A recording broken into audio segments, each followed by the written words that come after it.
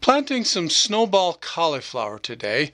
The intention is to plant them inside in my little grow facility in my basement. It's the middle of October right now, and let them grow up enough to where in early February, sometime around there, I can take them outside and transplant them into the greenhouse.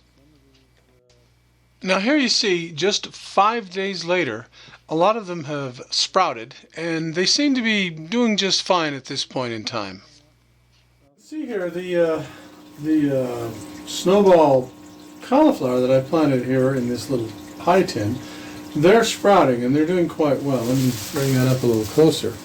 So today what I've got to do is transplant those into some bigger flower pots. The way I'm gonna do this is, I think I've shown you this before, but the idea here is to take one of these.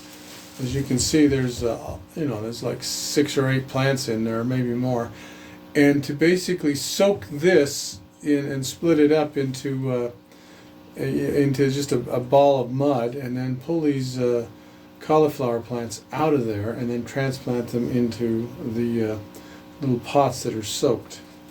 They've been soaking in this water in this little lunchbox sized tray, and that's to get this soil all soft, very soft, because what I'm going to do is basically bore a hole in that with my finger or a pencil or something, and one by one take these out of here and separate them after I dunk them in this water here to separate the roots.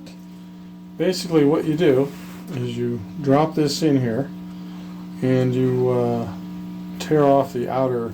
There's a little kind of a mesh cloth covering on these things to hold them together. So you put that in there, and then you just kind of squeeze it and tease it until everything comes apart.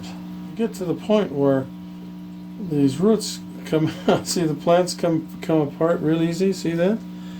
There's a nice little plant. Yeah. So what we'll do is we'll take one of these, and as you can see, I poked a little hole here. I'm just going to drop that in there and kind of tuck it in really good, and then just kind of support it in there.